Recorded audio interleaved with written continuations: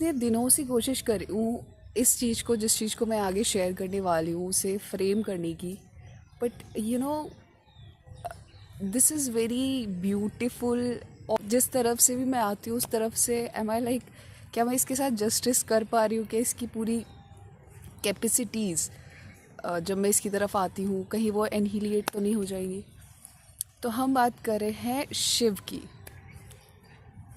क्योंकि शिव का मतलब अर्थ क्या होता है। अगर आप शिव शब्द को खोलेंगे तो उसमें आप श जो बनता है, हम शब्दों का अर्थ कैसे देखते हैं? अच्छा, हम शब्दों का अर्थ ऐसे देखते हैं कि जब हमारी जो श्वास है वो उस शब्द को, यानी कि जो श्वास है, शब्द का मतलब ही होता है सांस का बंद होना। श जो है उसे ही हम समझ रहे हैं, इसलिए मैं एकदम से शब्द नहीं बोलना चाहती थी, क्योंकि हमने श नहीं समझा। जो बंद हो रहा है, बंद हो रहा है, वो श कैसे होता है या क्या होता है। तो इसमें क्या है, आपकी जो श्वास है वो आप अपनी जीभ को और अपना जो तालू, जो ऊपर का जो हिस्सा है, उसे आप बहुत करीब लाते हैं, राइट? बहुत करीब लाते हैं, चिपकाते नहीं हैं। तो ये जो एक बहुत नैरो पैसेज बनता है, इससे बनता है ना। तो यानी कि आपकी जो श्वास है वो क्या कर रही है, वो एक टर्नल लाइक स्ट्रक्चर से गुजर रही है, इसीलिए उसका जो वर्ण आ रहा है वो श है तो श्वास ही। इसीलिए वर्ण का मतलब यही होता है कि जो आपकी श्वास है वो किस स्ट्रक्चर में, वर्ण का मतलब है ना, वर्णन क्या है उसका, कि वो किस स्ट्रक्चर में अपने आप का अपना रंग ले रही है, वरना तो है तो श्वास ही।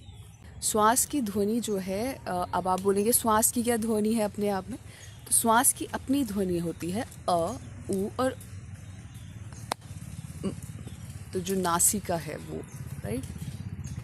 तो ये श्वास की अपनी ध्वनि है, अनऑब्स्ट्रक्टेड साउंड कह सकते हैं इसे, है ना, कि जो ऑब्स्ट्रक्टेड नहीं हो रही है, दैट इज़ अ, उ और ये श्वास की अपनी ध्वनि है, अपनी वाइब्रेशन है जिसके साथ वो ट्रैवल करती है। एज आई सेड कि ये क्योंकि अनऑब्स्ट्रक्टेड है तो ये सूक्ष्म है बहुत, है ना, और इसीलिए ये सुनी भी सूक्ष्मता में ही जाती है, क्योंकि ये बहुत सूक्ष्म है, अनऑब्स्ट्रक्टेड है। ये ओम की जो ध्वनि है श्वास की ध्वनि होती है, यानी कि उसका आना अ, उसका उठना ऊपर जा ना उठे तो उसका एक साइकिल नहीं पूरा होगा, फिर वो राइट। वैसे जो है वो ओम खुद बनती है, उसका उच्चारण नहीं है, उसका कोई वर्ण नहीं है ना, उसका इन अ वे वो एक अवर्णित ध्वनि है, हम ये भी कह सकते हैं इस पर। फिर भी if you want to try, people does try, right, I don't know, but if you want to hear it you have to be सूक्ष्म, राइट। अगर वो चीज़ सटल है, वो चीज़ सटल इसीलिए है क्योंकि आपको वर्ण सुनाई, दिखाई और सुनाई का मतलब यही हो रहा है यहाँ पे, कि जो आपको दिख सकता है वो वर्ण है ना। अ उ आपको नहीं दिखती है, वो दिखती नहीं है, उसका कोई वर्ण नहीं है, इसीलिए वो वर्ण, राइट, अक्षर है वो एक, बट अनऑब्स्ट्रक्टेड, राइट। तो अपने इस पैसेज में, अनऑब्स्ट्रक्टेड फ्लो में, जब ऑब्स्ट्रक्ट होती है तो वो वर्ण बन जाती है, ऑब्स्ट्रक्ट होके वो वर्ण बन जाती है। ओके, सो ऐसे ही जो श है, तो श में जो अ, उ और है, जो ये अनऑब्स्ट्रक्टेड साउंड है, वो किस तरीके के ऑब्स्ट्रक्शन से गुजर रही है, क्या उसका वर्णन है कि वो बहुत नैरो पैसेज से गुजर रही है। जब वो इस नैरो पैसेज से गुजर रही है, अर्थात अश, राइट, और वो, तो ये जो श में आप जो वर्ण लेती है, जो आपकी श्वास है, अनऑब्स्ट्रक्टेड सांस है, वो इस ऑब्स्ट्रक्शन में, इस श के ऑब्स्ट्रक्शन में, ऑब्स्ट्रक्शन का मतलब और ज़्यादा सिंप्लीफाई करने के लिए इट्स लाइक ऑब्स्ट्रक्शन, है ना, ऑब्स्ट्रक्ट हुआ। तो ये जो यहाँ पे ये जो प्रोसेस हुआ, दैट इज़ ऑब्स्ट्रक्शन, है ना, इसकी वजह से क्या है, वर्ण बना, मुझे दर्द हुआ या जो भी हुआ, दैट इज़ द वर्ण। उसका जो रंग रूप जो निकलता है वो उस ऑब्स्ट्रक्शन से निकलता है, वही उसका अर्थ भी होता है। असल में जब आप वर्ण कहते हैं तो कहीं ना कहीं, और पता है इन जिन्होंने वर्णमाला बनाई थी, जब आप उनकी इस वर्णमाला में जाते हो तो आपको एक चीज़ बहुत इंट्यूटिवली दिखती जाती है कि व्हाट एल्स, कि अगर ये नहीं तो क्या। और ये चीज़ हम ना अपने शब्दों के अर्थों में अक्सर देखते हैं, कि हम बोलते भी सुना होगा आपने कि कैसे जो हिंदी के शब्दों का अर्थ होता है वो उस प्रोसेस से ही उसका अर्थ निकला होता है। तो वर्ण जब हम कहते हैं तो असल में उसका अर्थ अपने आप में छुपा है। द फैक्ट कि हम उसे वर्ण कह रहे हैं इज़ दिस फैक्ट, क्योंकि उसके साथ उसका वर्ण जुड़ा है। आप उसका अर्थ देख सकते हैं उसी में कि वो क्या वर्ण ले रहा, और उस वर्णन में ही फिर वो शब्द भी बनता है। ऐसा नहीं हुआ ना कि इसके बाद ये जो लग गया इसके बाद तो कुछ नहीं हुआ, या अगर आप कहें कि बट इस चीज़ का ही तो प्रोसेस अंदर है जो मुझे दर्द हो रहा है ना, इन दोनों के बाद का तो कुछ नहीं, ये दोनों तो हट गए, राइट। जब ऑब्स्ट्रक्ट कर दिया तो अब ये दोनों तो वापस अपनी जगह पे आ गए। This process is now in the movement, है ना, जिसकी वजह से वो दर्द होगा या the work is going on. तो जो ये श है ना, ये जो आपकी जो ऑब्स्ट्रक्ट कर रहे हैं आप इस श्वास को, इस अ उ और को आप क्या कर रहे हैं इस वक्त, वर्ण दे रहे हैं। कैसा वर्ण, श का, यानी आप उसे एक टर्नल लाइक स्ट्रक्चर से गुजार रहे हैं, है ना, बकायदा। जब आप किसी को शांत होने के लिए भी बोलते हैं तब भी आप क्या करते हैं, है ना। होता ही है कि आप उस चीज़ को बहुत धीरे करना चाहते हैं, और धीरे से अर्थ है कि आप उसे बहुत छोटा कर रहे हैं, आप उसे बहुत नैरो कर रहे हैं, है ना, नैरो जो कर रहे हैं आप, राइट। अब यहाँ पे ना एक बहुत इंटरेस्टिंग चीज़ हमारे सामने आती है कि जो क्रिएशन होती है, जो मैटर होता है, वो अपसाइड डाउन चलता है, right, from up to down, right, या फिर फ्रॉम डाउन टू अप, है ना। तो okay, this is important because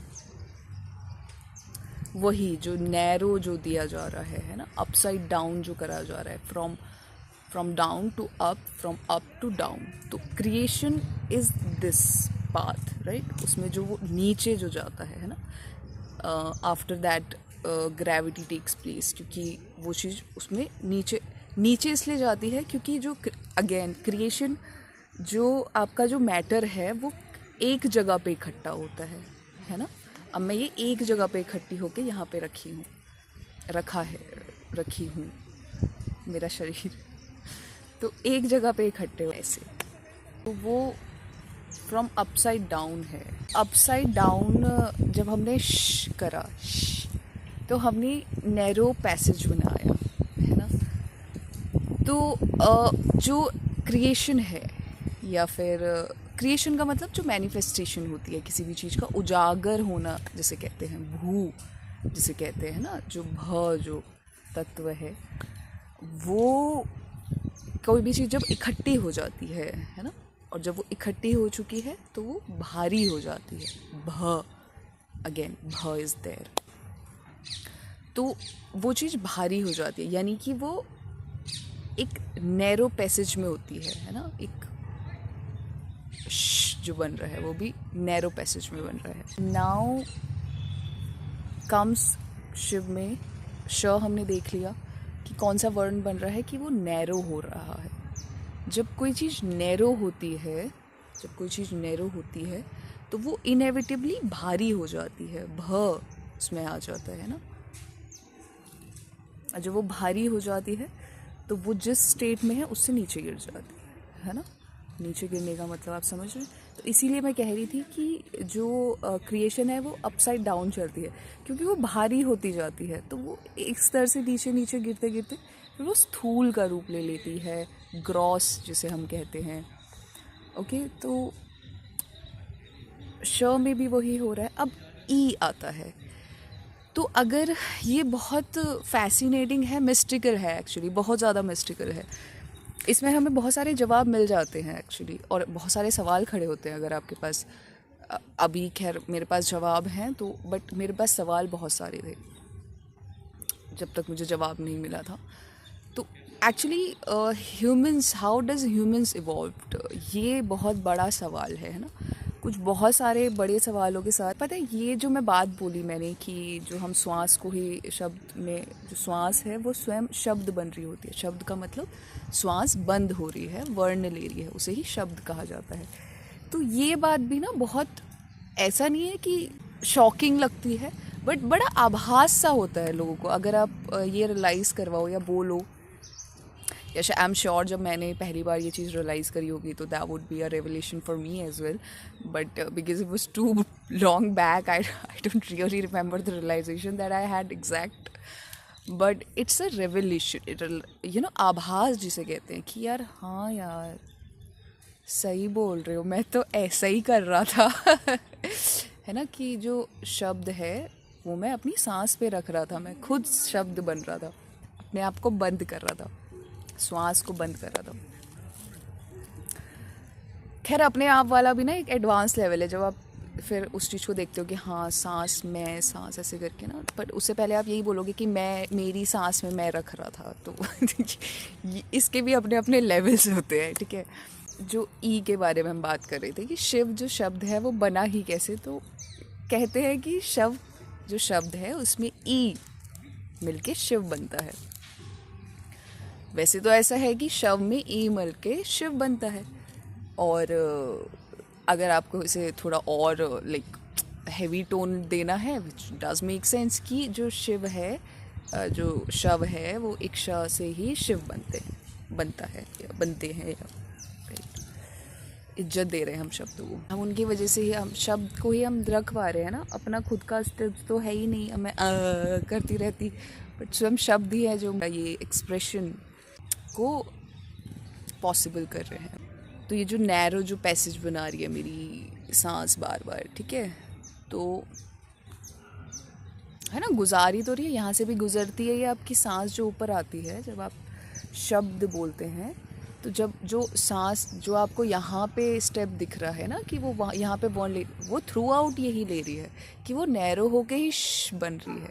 अगर वो नैरो ना हो तो वो श ना बने, वो कुछ और बन जाए, फिर वो बन जाए वो फिर या कुछ और, बट वो श नहीं बनेगी। श का मतलब ये है कि आपने बहुत अंदर से नैरो पैसेज ले लिया है ना। यहाँ पे तो आपको उसका बह दिख रहा है बस, कि वो कैसे प्ले आउट हो रहा है, या फिर उसके ग्रॉस लेवल पे आप उसे जज कर पा रहे हैं। तो gross level is what the in essence primarily but same as, है ना। तो जो ई है वो अपने आप में ना कोई भी कुछ स्वर में आता है। ये अच्छा, स्वर कैसे होते हैं ना, ई और ऊ स्वर होते हैं आपके।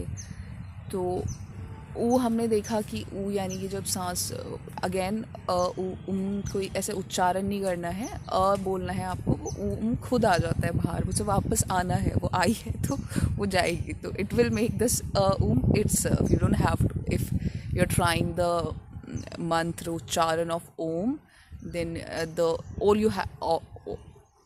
you have to do is say and it will come out and will be the whole om, okay. So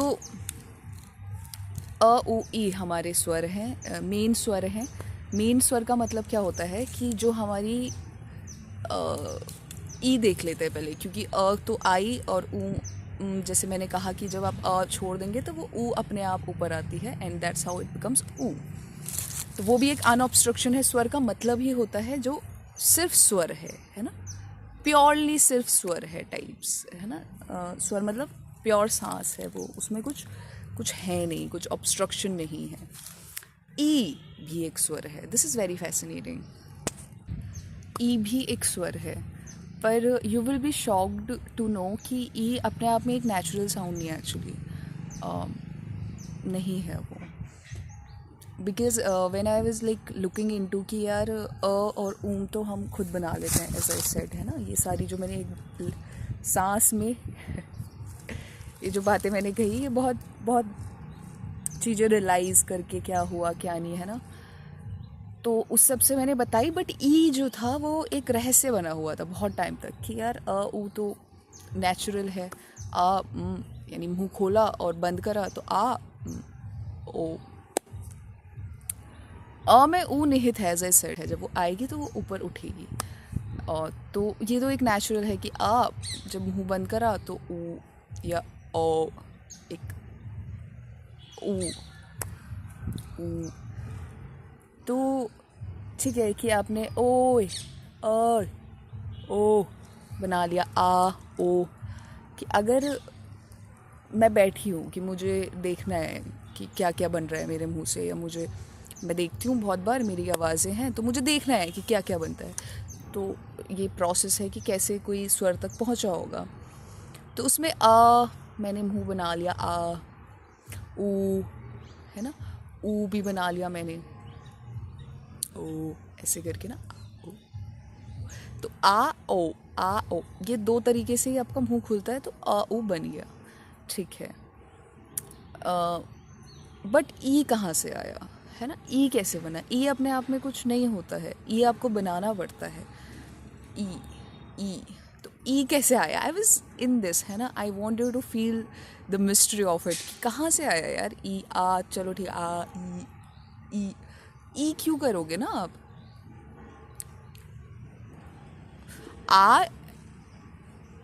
sorry but, है ना।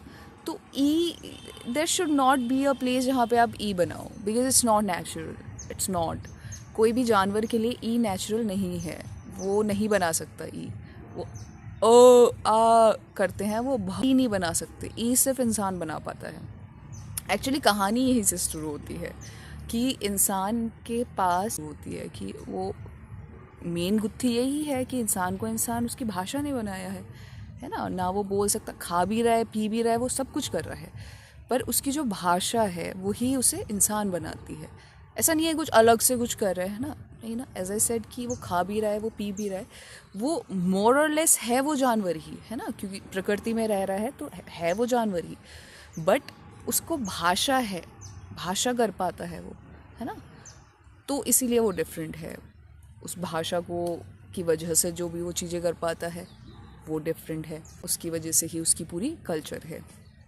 तो भाषा इज़ वेरी इम्पॉर्टेंट कि सारी, तो ये गुत्थी है एवोल्यूशन की यार, ठीक है, सब ठीक है, बढ़िया है, ऐसे चलते चलते चलते हो जाता है, सब चल रहे हैं, तो किसी एक चलते चलते के फ्रेम में आपका कोई भी एक चीज़ की एवोल्यूशन में कहते हैं ना कि यार आपका मुर्गी आई या अंडा, विच केम फर्स्ट, एग और द hen, कौन पहले आया, मुर्गी या अंडा। तो पहले मूवमेंट आई, राइट, कि वो हर समय चलो चलो में थे, तो किस एक फ्रेम में वो चीज़ हुई, you can't really say, but हुई बिकॉज ऑफ द मूवमेंट, है ना, एक फ्रेम में हुई वो, और फिर वो चलते चलते में ही दूसरी, है ना, यही तो एवोल्यूशन है, चलना का नाम ही एवोल्यूशन है ना।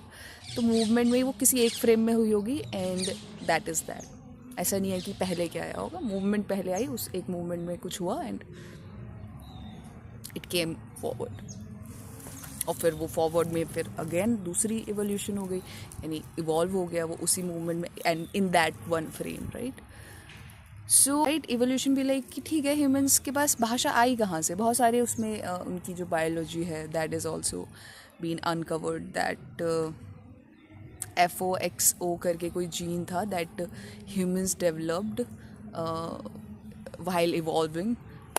That's how it cultivated this FOXO gene, and that's how it was able to talk apparently and eventually. So I wanted answers, right, कि क्या हुआ, कैसे आई भाषा इंसान के पास। एक कहानी सुनाई जाती है हमें वाल्मीकि की, एक्चुअली वाल्मीकि आदि कवि माने जाते हैं ना, रामायण इज़ द आदि काव्य दैट द आदि कवि road, Valmiki.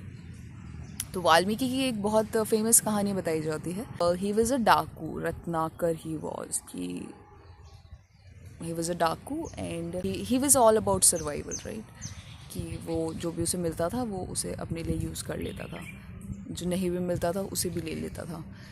One day Narad came to him and Narad said who's Narad, Narad is like वो एक लेटर बॉक्स माने जाते हैं राइट, इंफॉर्मेशन के, कि वो यहाँ से वहाँ इंफॉर्मेशन को डिलीवर करते रहते हैं.